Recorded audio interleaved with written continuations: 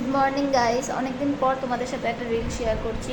Daily রুটিনে আমি কি করি সেটাই তোমাদের সাথে শেয়ার করছি।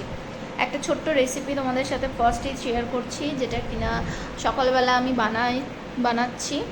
রেগুলার এটা করি না, যখন মা অসুস্থ থাকে বা মা আমার উপর রাগ করে তখন বলে নিজেরটা নিজে করে নিতে, তো তখন আমি এইটা করি। প্রথমে তেল দিয়ে একটু পেঁয়াজ বাটা দিয়ে, তারপরে তার মধ্যে তেজপাতা, জিরে আর একটু টমেটো দিয়ে ভালো করে কষে নিচ্ছি। দেখো,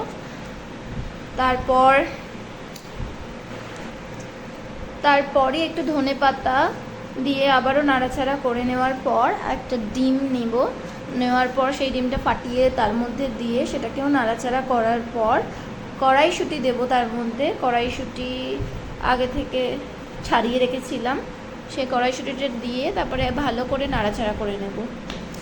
দেখতে থাকো, রেসিপিটা খুব সুন্দর, সহজেই এটা তৈরি হয়ে যায়। চালটা দিয়ে তারপরে একটু জল দিয়ে দেবো, দিয়ে প্রেশার কুকারটা আটকে দেবো।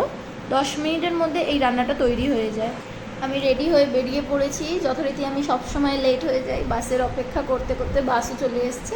তারপর আমি অফিসে পৌঁছে গেছি। প্রথম অফিসে আমি ফার্স্টেই একটা অফিসে যাই, তারপর সেখান থেকে আবার আরেকটা অফিসে যাই। তো সেকেন্ড অফিসে চলে এসেছি দুপুরবেলা, তারপর রাতেরবেলা হেঁটে হেঁটে বাড়ি ফিরে যাচ্ছি। এটাই ছিল আমার ডেইলি রুটিন।